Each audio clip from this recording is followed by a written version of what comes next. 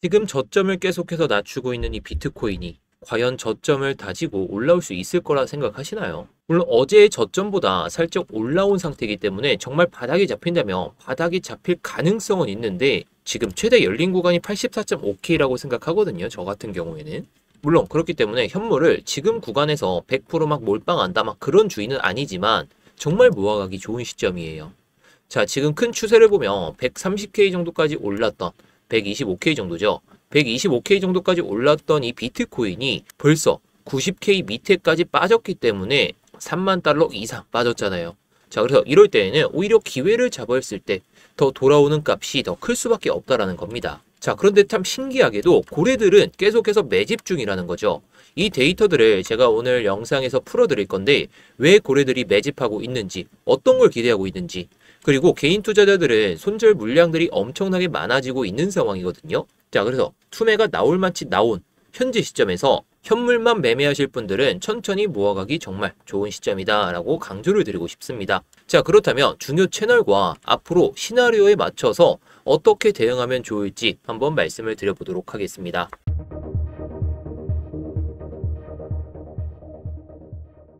네, 안녕하세요. 10년차 코인 트레이더 이모혁입니다. 자, 변동성이 정말 나오기 좋은 시간이죠. 대부분 비트코인이 9시에서 한 새벽 1시 이때 변동성이 커지고 새벽에도 뭐 발표가 있다라고 치면 엄청나게 변동성을 보여주고 있는데 제가 이런 것들 변동성이 커지기 전에 어떤 흐름을 보여줄지 그리고 이 시나리오에 맞게 대응을 어떻게 하면 좋을지 이런 것들을 모두 풀어드리려고 합니다.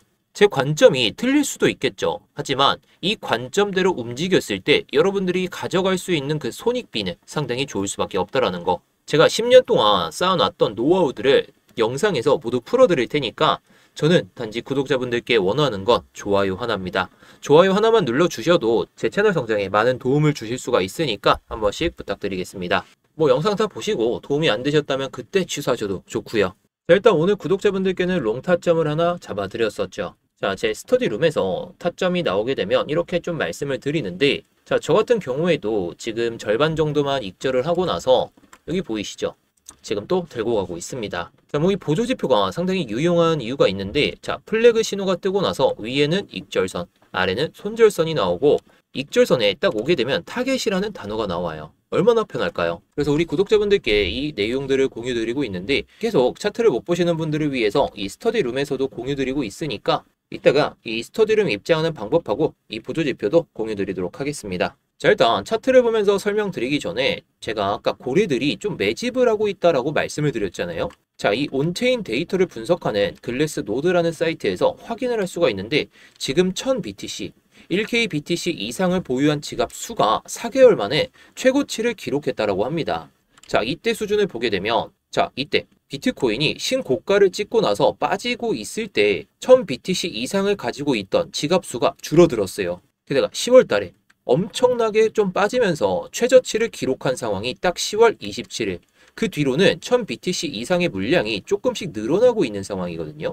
물론 여기서 들어갔던 사람들은 물려 있겠죠. 하지만 최근에 하락으로 인해서 엄청나게 늘어났는데 이 수치가 이전 값에 비해서 상당히 많은 물량이 늘어났다라는 거.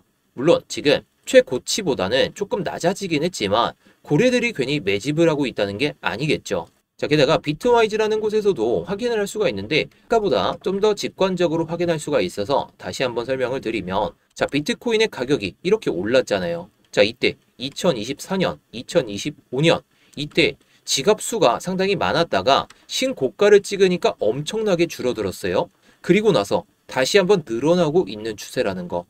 자, 괜히 고래들이 매집을 하고 있는 게 아니라는 거예요. 자, 이 수치값이 이전에 신고가를 찍기 전에 늘어났던 물량들인데 지금 이게 5만 달러 수준이었거든요. 5만 달러 수준에서 지금 이제 신고가에서 125K에서 30K 정도가 빠졌으니까 아, 여기가 저점이겠구나 하고 들어오는 물량들이 상당히 많다라는 거예요. 자, 그런데 또 웃긴 게 개인들의 손절 물량이 상당히 많아지고 있다라는 겁니다. 자, 글래스노드에서 또 확인할 수가 있는데 검은색 선이 비트코인 가격이죠. 자, 이때는 FTX 거래소의 파산 이슈로 인해서 70K까지 하던 이 비트코인이 20K까지 빠지면서 엄청나게 빠졌단 말이에요. 이때 손절 물량이 많을 수밖에 없었겠죠. 왜냐? 80K에서 30K까지 빠졌는데 손절을 안 할 그럴 투자자가 있었을까요? 그런데 그 이후로는 장기적으로는 우상향 추세가 계속해서 이어지고 있다는 거죠. 그래서 손절 물량이 대부분 없었는데 지금 이때보다 하락폭이 적음에도 불구하고 손절 물량이 많이 나오고 있다는 건 이게 거래소 파산 이슈도 아니고 뭐 해킹 이슈 잠깐 있긴 했지만 고래들이 매집하고 있는 상황에서 개미들을 좀 털어내기 위한 작업이 시작되고 있다는 거. 물론 언제 마무리가 될지는 가늠을 하기가 어렵지만 고래들이 괜히 매집을 하면서 개인들을 다 털어내고 있다는 게 괜히 그러는 게 아닐 겁니다. 결국 결과론적으로 보여질 거예요. 그래서 제가 계속 말씀드리지만 현물은 모아가기가 정말 좋은 시점이라는 거. 현물 모아갔을 때는 돌아오는 값이 뭐 이전에 신고가까지 찍을 수 있을까라고 했을 때 저도 바로 올라가지는 못하겠지만 대부분 지금 극단적인 공포도 10 정도, 20 정도 이 정도에서 유지가 되고 있거든요. 항상 극단적인 공포가 10에서 20에서 유지가 될 때 매수했을 때에는 2개월, 3개월 뒤에 평균적으로 30에서 40% 정도까지 이 정도 손익비가 나와주고 있었습니다. 이번에도 마찬가지의 가능성이 높아요. 물론 2, 3개월 뒤에 오를 거라는 가정이라면 단기적으로 봤을 때는 우리가 롱을 잡든 숏을 잡든 어떤 타점이든지 간에 발라먹을 수 있을 때까지 발라먹어야 된다. 이렇게 볼 수가 있습니다. 결국 지금 고래들은 신고가를 찍지 않을까라는 기대감 때문에 1K 이상의 비트코인 지갑 수가 늘어나고 있다라고 저는 생각합니다. 물론 개인들은 이런 하락에서 너무나도 겁이 나기 때문에 그리고 미국 시장도 많이 밀리고 연준의 기준금리가 어떻게 결정될지도 모르겠다는 이 불안감이 커지고 있는 상황이다 보니까 손절 물량이 상당히 많아지고 있습니다. 자, 게다가 올해 들어서는 가장 큰 손절 물량이죠. 2024년에 3개월 정도 횡보를 보여주던 구간에서 크게 밀렸고 그리고 나서 또 신고가를 찍고 밀릴 때 그때 손절 물량이 많이 나왔어요. 자, 그런데 손절 물량이 많이 나오고 나서는 어땠죠? 신고가를 찍었다라는 거. 물론 바로 간다 막 이렇게 말씀은 드리기는 어렵지만 결국에 이런 손절 물량이 많이 나오고 나서 자리를 잡고 들어올린다는 거. 근데 이때 패턴을 보게 되면 손절 물량이 가장 많이 나왔잖아요. 그러고 나서 한 번 더 밀고 가요. 여기도 마찬가지였죠. 손절 물량이 많이 나오고 나서 한 번 더 밀고 가기 때문에 어줍잖은 반등에 속지 마시고 한 번 더 밀겠구나 하고 그때 들어가도 늦지 않다라는 거. 하지만 우리가 저점을 예상하기는 좀 어렵기 때문에 한번 밀릴 때 이런 구간에서 우리가 현물을 좀 모아가기 좋다라는 거 이것만 알아두시면 좋을 것 같습니다. 자, 그래서 제가 일봉 차트를 보면서 이 패러렐 채널을 통해서 여러분들께 많이 말씀을 드리잖아요. 자, 게다가 우리가 엘리어트 파동 뭐 이전의 흐름을 보게 되면 엘리어트 3파가 어디서 나왔는지 좀 가늠을 하기가 어렵지만 이게 엘리어트 파동 이론상으로 봤을 땐 하락 파동의 끝이 아닐까 저는 생각합니다. 지난번 영상에서도 말씀드렸지만 고점을 찍고 나서 한 차례 하락이 나왔죠. 그리고 나서 반대, 고점을 높이지 못하고 절반 수준에서 하락이 나오다 보니까 한 번 더 하락이 나왔어요. 그리고 나서 반등이 나오더라도 지금 크게 밀리고 있잖아요. 자, 그렇다면 여기서 끝자락만 딱 나오게 된다면 다시 한번 반등이 나오면서 하락 파동을 이겨내는 파동이 한 번은 나올 것 같긴 합니다.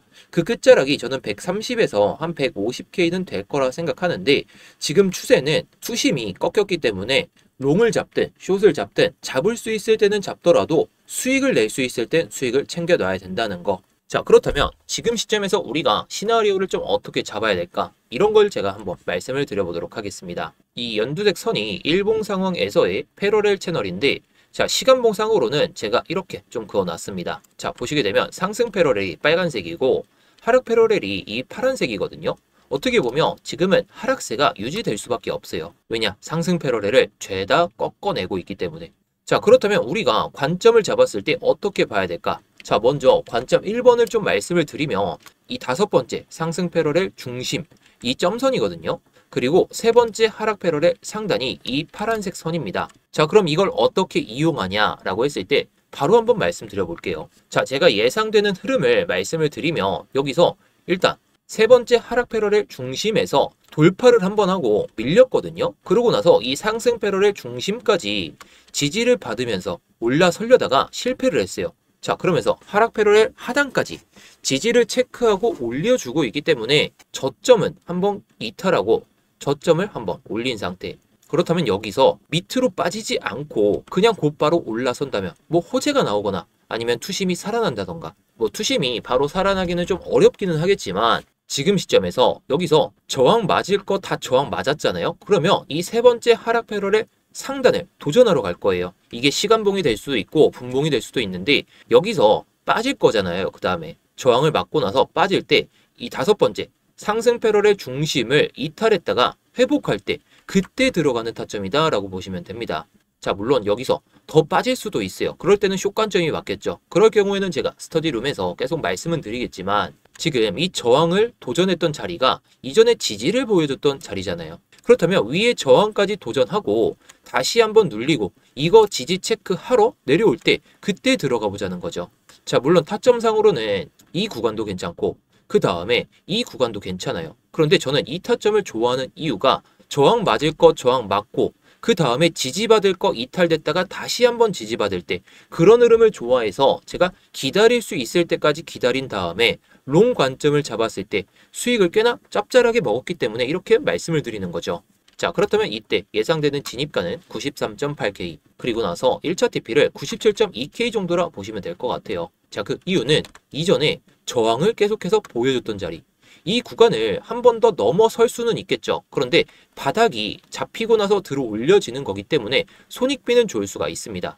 하지만 이 구간을 바로 넘지 못한다면 매물을 두들겨 맞으면서 내려올 가능성이 높기 때문에 1차 TP를 97.2K 정도라 보시면 좋을 것 같습니다. 자, 그런데 2차 TP 같은 경우에는 제가 실시간으로 구독자분들께 말씀을 드리고 있어요. 자, 이 타점 같은 경우에는 제가 스터디룸에서 보조지표를 통해서 말씀을 드린 거긴 하지만 예를 들어 제가 영상에서 말씀드린 1차 TP까지도 안 오고 내려올 가능성이 높다면 그때 돼서 말을 바꾼다는 게 아니라 실시간으로 대응을 해야 된다는 거죠. 자, 항상 우리가 1차 TP, 뭐 내가 예상하던 가격까지 안 오면 고점을 뚫고 1차 TP까지 안 오잖아요. 그럼 여기가 내 원금이라 생각해요. 그래서 빠질 때 대응을 못하죠. 하지만 저는 1차 TP 값을 설정해 두더라도 찍지 못하고 내려갈 경우에 그때 이거 대응해야겠다 이렇게 말씀을 드리는 거죠. 자, 물론 이런 패턴을 안 보여주면서 내려갈 수는 있어요. 저도 아까에 비해서는 수익률을 좀 깎인 상황이긴 하지만 어떻게든 제가 결과로서 보여드리도록 하겠습니다. 자, 일단 이 스터디룸 입장하는 방법은 이따가 영상 끝에서 한번 말씀을 드려볼 테니까 영상 끝까지 잘 시청해 주시기 바랄게요. 자, 그런데 항상 우리가 관점 하나만 가지고 있었을 때 매매를 좀 못할 수도 있잖아요. 그래서 제가 두 번째 전략도 한번 말씀을 드려볼까 하는데 뭐 지금은 내려가고 있는 상황이긴 합니다. 자, 그래서 이 세 번째 하락 패럴의 하단을 이탈하게 되면 그냥 숏 관점이긴 해요. 그런데 지금 저점을 한번 올린 상태이기 때문에 여기서 지지를 받으면서 저점을 이탈하지 않은 채로 다시 한번 올라선다면 그때 관점을 말씀드려볼까 하는 겁니다. 자, 이럴 때 예상되는 흐름은 이렇게 볼 수가 있습니다. 물론 내려갈 수도 있다고 계속 말씀을 드리지만 자, 상승 패럴의 중심이 여기였잖아요. 여기서 저항을 한번 맞고 살짝 내려왔다가 이 하락 패럴의 중심을 돌파를 하는 모습을 기다리자는 거죠. 자, 그리고 나서 한 번 더 밀 거예요. 밀고 나서 이렇게 가는 파동에 맞춰서 우리가 들어가야 되는 타점은 이 구간이다라고 보시면 됩니다. 자, 첫 번째 관점을 말씀드릴 때 제가 한번 말씀드렸죠. 저항 맞을 거 저항 맞고 지지 받을 거 지지 받을 때 들어가야 우리가 손익비가 좋게 돼요. 괜히 어줍잖은 돌파에 들어갔다가 밀리면서 괜히 손절하지 마시고 차라리 저항 맞을 거 저항 맞고 그 다음에 저항대를 다시 도전하고 다시 한번 지지를 체크하고 들어올릴 때 그때 들어가는 전략이다 라고 보시면 됩니다. 제가 10년 동안 살아남을 수 있었던 이유가 이런 자리를 기다려서예요. 자, 지금은 누구나 숏을 외칠 수는 있겠죠. 왜냐? 흐름이 이러니까. 그런데 저는 보조지표를 통해서도 그렇고 제 시나리오대로 움직였을 때는 흐름에 맞춰서 롱을 잡고 이런 타점을 기다린다는 거. 제 관점이 틀릴 수도 있고 이 타점이 안 올 수도 있어요. 자, 그럴 경우에는 제가 스터디룸에서도 공유를 드리고 있기 때문에 구독자분들께는 많은 도움이 되실 거라 자신합니다. 자, 그래서 이럴 때는 예상되는 진입가가 92.1K이고 이때는 너무나도 올라가기 벅찬 흐름을 한번 보여줄 겁니다. 자, 이 세 번째 하락 패럴에 상단까지 올라왔을 경우에는 좀 많이 빠질 수가 있습니다. 그래서 1차 TP는 94.5K. 게다가 이전에 지지를 보여줬다가 이탈되면서 큰 폭의 하락이 나왔기 때문에 저항이 강하게 나올 수밖에 없다라는 거.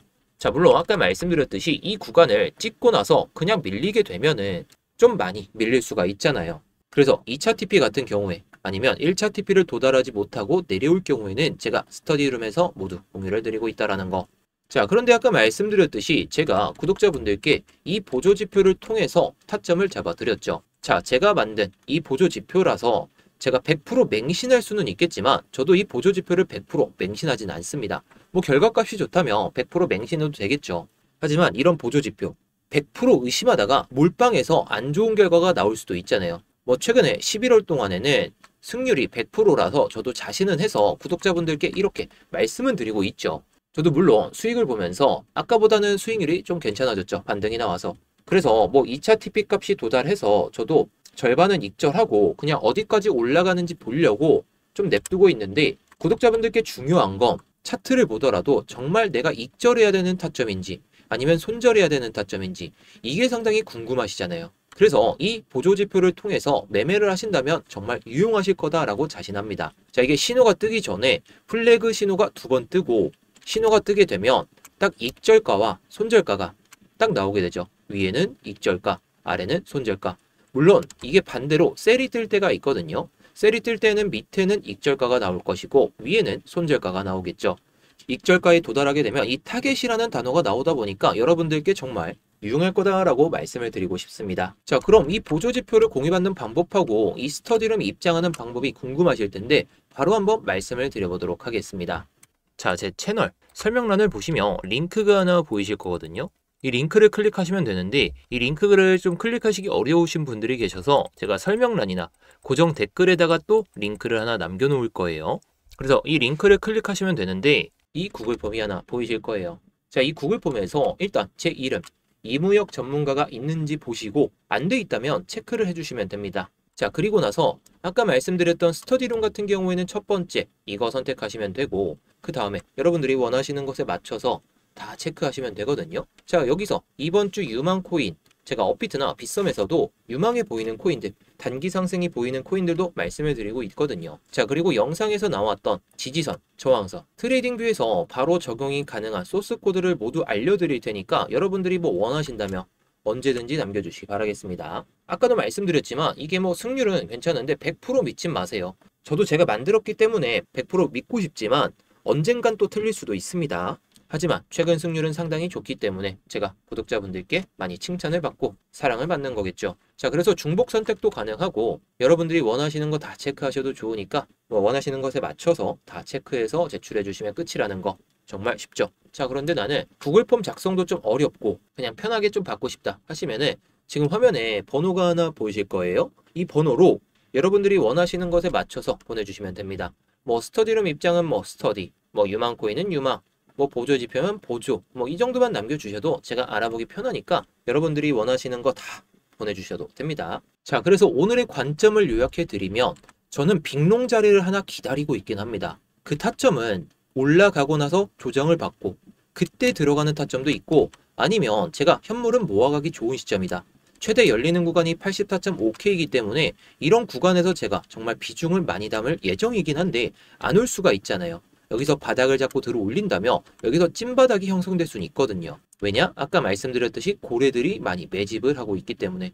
그런데 항상 고래들이 매집하고 나서도 한번 밀고 나서 들어 올리기 때문에 반등이 나오더라도 여기서 몰빵은 하지 마시되 천천히 아래로 빠지는 걸 염두에 두고 들어가시는 게 좋지 않을까, 저는 이렇게 생각합니다. 물론 빠지지 않고 올라갈 수도 있어요. 그럴 경우에는 제가 뭐 스터디룸이나 이후 영상에서 말씀드릴 테니까 아까 좋아요 안 눌러주신 분들 좋아요 눌러주시고 구독까지 눌러주신 다음에 제 관점과 뭐 동일하거나 다르더라도 댓글 한 번씩 남겨주시면 감사하겠습니다. 자, 오늘 영상 끝까지 시청해주셔서 감사하고요. 다음 영상에서도 좋은 내용으로 찾아뵙도록 하겠습니다.